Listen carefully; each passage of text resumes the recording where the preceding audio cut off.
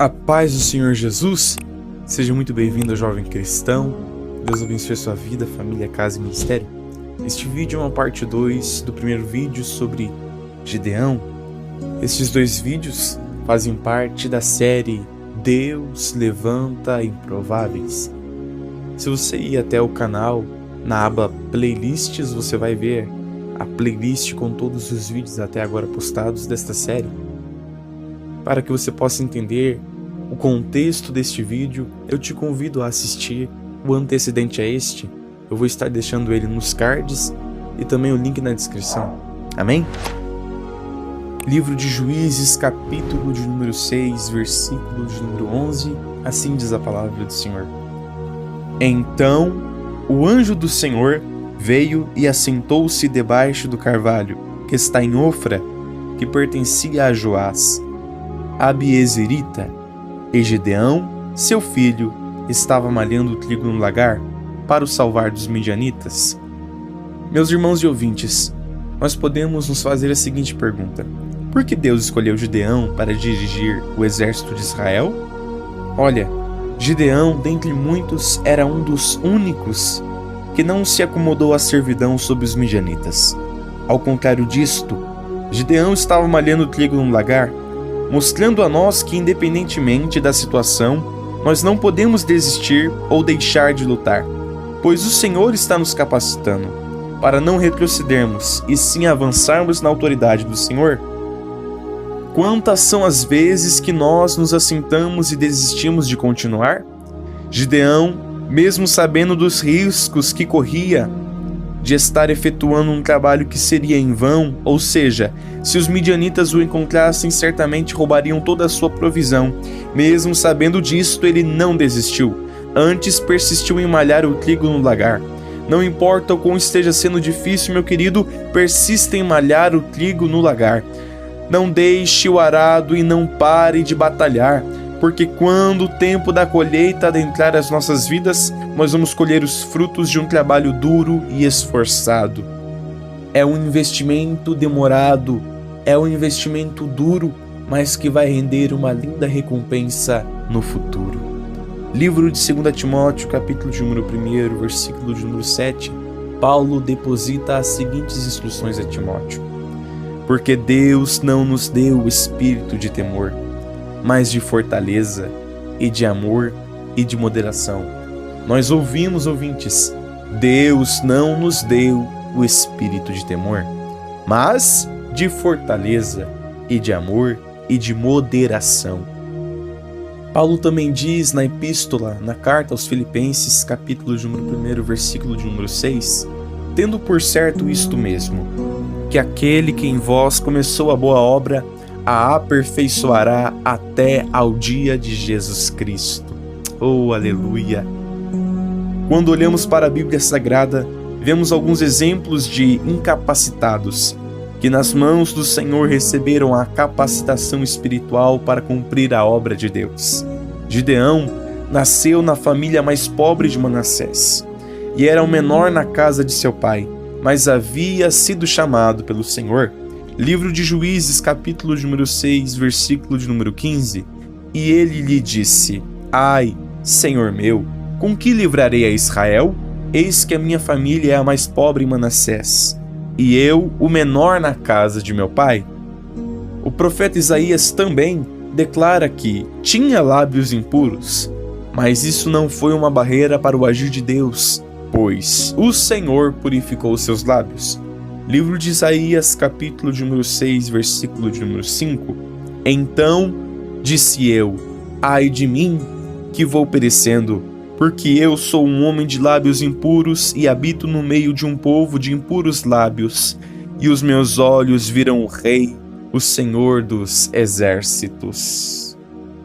Mais à frente, irmãos e ouvintes, nós vemos Deus perguntando, fazendo a seguinte pergunta: a quem enviarei e quem há de ir por nós? E Isaías, após ter tido seus lábios purificados, responde: eis-me aqui, envia-me a mim. Não há uma limitação ou sequer barreira para o agir do Espírito Santo de Deus. Aleluia. O profeta Jeremias, em primeira instância, ao ouvir sobre a linda obra que Deus tinha em sua vida, declara que era uma criança e que não sabia falar.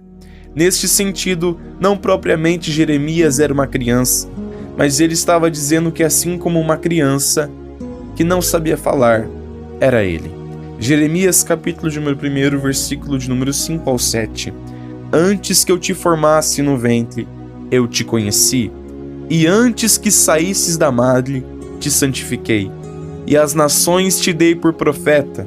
Então disse eu: Ah, Senhor Jeová, eis que não sei falar, porque sou uma criança. Mas o Senhor me disse: Não digas, eu sou uma criança, porque aonde quer que eu te enviar, irás, e tudo quanto te mandar, dirás. Meus irmãos e ouvintes, em outras palavras, o homem olha para Abraão e diz: avançado em idade. Deus olha para Abraão e diz: pai de muitas nações. Muitos podem olhar para Jesus e, como Natanael no Evangelho de João, capítulo 1, versículo de número 46, perguntar: pode vir alguma coisa boa de Nazaré? Deus olha para Jesus e diz: este é o meu filho amado, em quem me comprazo. Você não é definido pelo que os outros dizem sobre você. Você é definido pelo que Deus diz ao seu respeito. O homem é realista, se nós podemos chamar isso de realismo. Olha para o vale de ossos secos e julga, segundo aquilo que está vendo. O que é isso? Horas. É um vale de ossos secos. Mas enquanto a visão humana se limita em ver ossos secos, a visão celestial e sobrenatural de Deus consegue enxergar soldados. Aleluia! A incapacitação e debilitação qual enfrentamos não tem o poder de determinar o nosso fim. Não importa o quão difícil pareça de sermos usados por Deus, por termos essa incapacidade aos nossos olhos de cumprirmos a obra. Deus chama as coisas que não são, que não podem ou não conseguem, pois nestes, o santo nome do Senhor é glorificado. Quando nós achamos que somos algo ou alguém, nós passamos a ocupar uma posição qual o Senhor não nos concedeu o direito de ocupar. Irmãos e ouvintes, será que não nos lembramos das nossas origens? Livro de Gênesis, capítulo de número 2, versículo de número 7, assim vai dizendo: e formou o Senhor Deus o homem do pó da terra, e soprou em seus narizes o fôlego de vida, e o homem foi feito alma vivente. Nós viemos do pó, e a nossa carne voltará ao pó quando morrermos. Mas uma vida que aqui embaixo, em total integridade e fidelidade, preferiu agradar ao Deus que tem sua morada lá em cima, nos céus, herdará como galardão a coroa e irá morar no reino que está preparado desde a fundação do mundo. Deus direciona Gideão no capítulo 6, versículo de número 25, a tomar o boi de seu pai, o segundo boi de 7 anos, e derribar o altar de Baal, que era de seu pai, como também cortar o bosque que estava ao pé do altar. Livro de Juízes, capítulo de número 6, versículo de número 25. E aconteceu, naquela mesma noite, que o Senhor lhe disse: toma o boi de teu pai, a saber, o segundo boi de 7 anos, e derriba o altar de Baal, que é de teu pai, e corta o bosque que está ao pé dele. Meus irmãos e ouvintes, a palavra nos mostra que o altar pagão era do pai de Gideão, que provavelmente já havia desfalecido na fé em Deus e se inclinado às idolatrias daquela época. Mas mesmo que o altar pagão fosse propriedade de seu próprio pai, Gideão não hesitou em cumprir o mandado do Senhor e fez conforme a palavra de Deus. Quantas vezes, meus irmãos e ouvintes, nós temos medo de derribar o altar da idolatria por medo da retaliação familiar, por medo da repulsa e rejeição daqueles que nos rodeiam? Não seja omisso com a verdade. Dentro desta casa, Deus te constituiu como coluna. Edifique aí um altar ao Senhor, um lugar de adoração e devoção ao Altíssimo. Não temo o que os outros vão pensar sobre você, ou o que vão dizer nas rodinhas de conversa. Prefira agradar ao Senhor. Não deixe com que as opiniões contrárias separem você do propósito de Deus em sua vida, em sua família, em sua casa. Destrua os impedimentos e lute nos joelhos contra a ação maligna que possa estar tentando invadir o seu lar, a sua casa e sua família. Gideão, ao todo, só no capítulo 6, fez 3 provas com Deus, para ter a total certeza de que era ele quem o Senhor havia escolhido para aquela obra. Às vezes saímos sem direção, cegos espiritualmente falando pela escuridão que invadiu as nossas vidas. Nós pensamos, por que Deus não está falando? Por que Deus está em silêncio? Meus irmãos e ouvintes, Deus, assim como nós, fala, mas fala para ser ouvido. A questão é que nós, na maioria das vezes, sabemos o que é o certo a se fazer.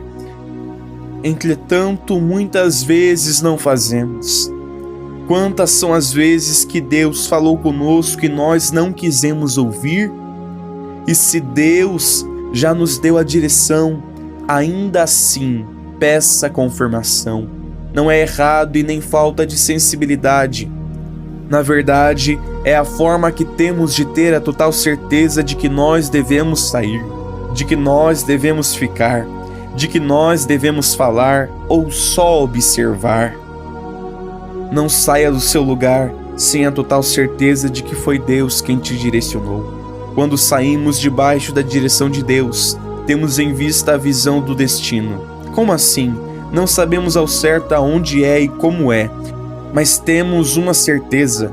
Deus me confirmou que eu devo ir. Como vai ser?